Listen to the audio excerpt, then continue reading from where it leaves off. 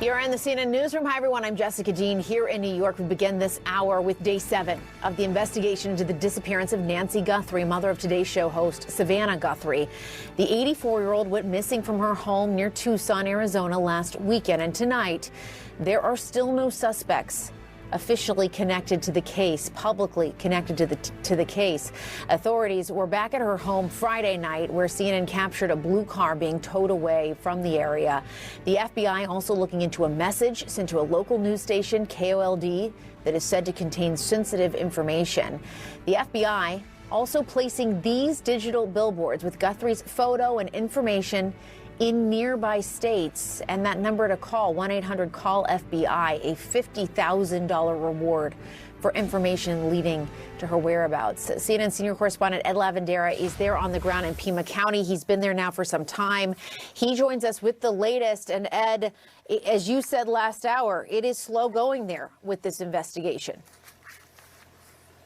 Yeah, there's no question. Probably the Guthrie family feels that more than anyone involved in this ordeal. But it has been almost exactly a week since Nancy Guthrie was last seen alive here at her home after she was dropped off after having spent the evening having dinner and playing card games with family members here in town.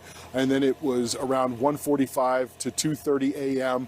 Sunday morning in the middle of the night where investigators believe someone entered the house and abducted her.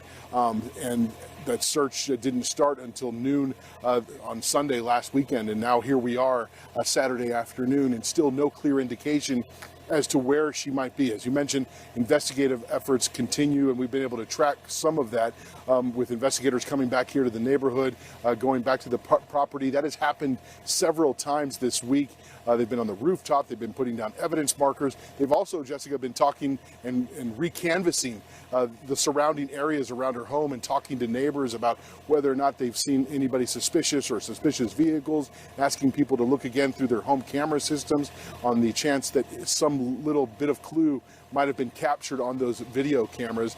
And we do know, and sheriff's officials acknowledged today, that a lot of that search for video evidence also is happening in other parts of the city as well. So all of that continues, but the bottom line in here is that nothing really has changed. No suspects, no persons of interest. There was that message, a ransom message follow-up that was received by CNN affiliate KOLD yesterday afternoon. We have not heard any more updates as to whether or not there has been any kind of response or whether or not the Guthrie family is planning another response to that. They have put out 2 videos so far this week, but no updates from investigators on what is coming from the exchange of those messages between the family and whoever is sending these ransom messages. Jessica? All right, Ed Lavandera with the latest there in Tucson, Arizona. Thank you so much. Let's bring in former FBI hostage negotiator and Special Agent Chip Massey. He's joining us now. Chip, thanks for being here with us. We just got that report from Ed. We are now on day 7, and at least publicly, no named suspects, no big breakthroughs, no proof of life that we're so far aware of. What do you make of all of these pieces of information? Yeah. What is very encouraging is the fact that we now have a second note, because the family has been asking, we're here, we're ready to listen, we're ready to talk. And in between those lines, as you heard in Savannah in the first message, saying to the captors, we need proof of life. But the idea was, let's open up these lines of communication. Let us talk. Let us hear what it is you have to say. And of course, the humanizing element of the whole thing, letting them know this is a person of great value to this family. This is our mother. This is somebody who's clever, who's witty, who has a lot of spunk. And the second message from Cameron, again, reiterating that, but saying we haven't still heard from you. And it's so important for this line of communication to begin to open up. Yeah. And so if that is indeed the people, if these people that have sent these notes are indeed who has Nancy Guthrie, as somebody who is an expert in these sorts of negotiations, what would you be advising are the next steps now? Right. So if we do have a line of communication, that is very encouraging, right? Because for us as negotiators, silence is deadly. We need to have dialogue. We need to be in contact because we can't do anything when somebody isn't communicating to us.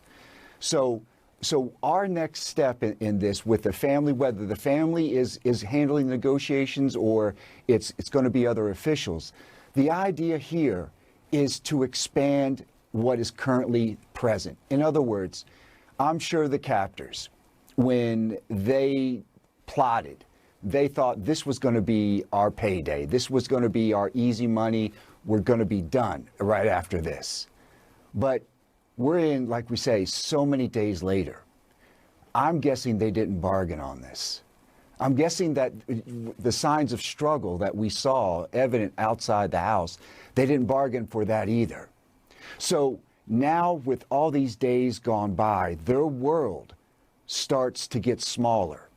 And what might have started out as bravado and extreme confidence is now much narrower than that. Now they're looking at what can we do to salvage this?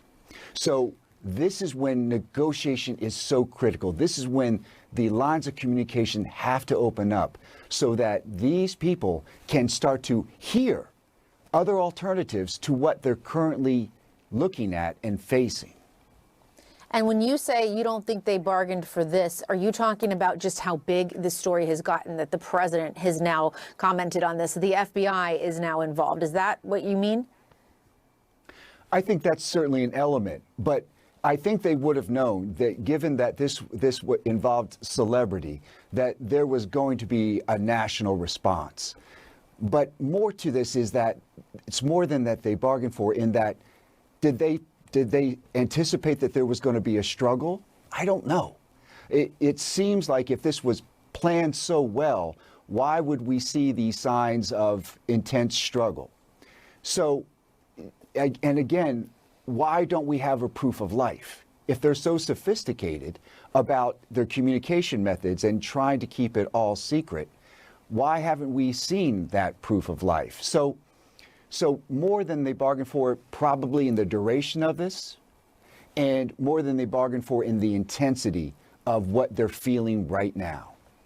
And this second message we were reporting sent to a local Tucson station. We know that a couple the previous messages had been sent to a national media organization and then to also local television networks. What does that avenue say to you, that using them as a conduit say to you? Right. It's clear they're trying to keep distance. Now, for negotiators, that's bad, because we desperately want to be in actual telephonic contact with somebody. We want to hear a voice. We want them to hear ours, because that's how we communicate the emotion. That's how we communicate the vitality, the importance of a conversation. And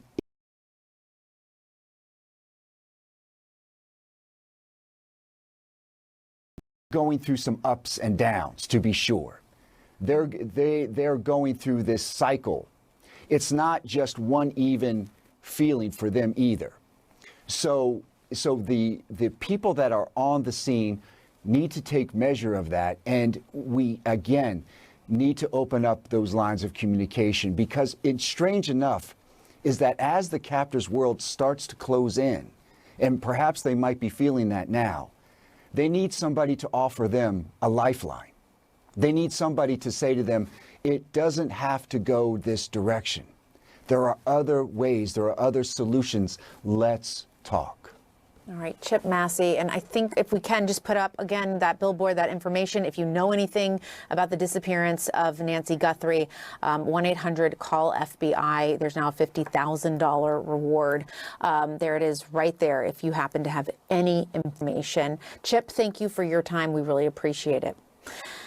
President Trump says the U.S. had, in his words, very good talks with Iran in recent days. But what could be the various sticking points? We're going to talk about those. Plus, dangerous cold weather hitting the Northeast right now, and some of the most vulnerable people looking for a place to get warm and stay out of that dangerous cold. And can Lindsey Vonn do it? She's attempting to win a gold medal with a torn ACL.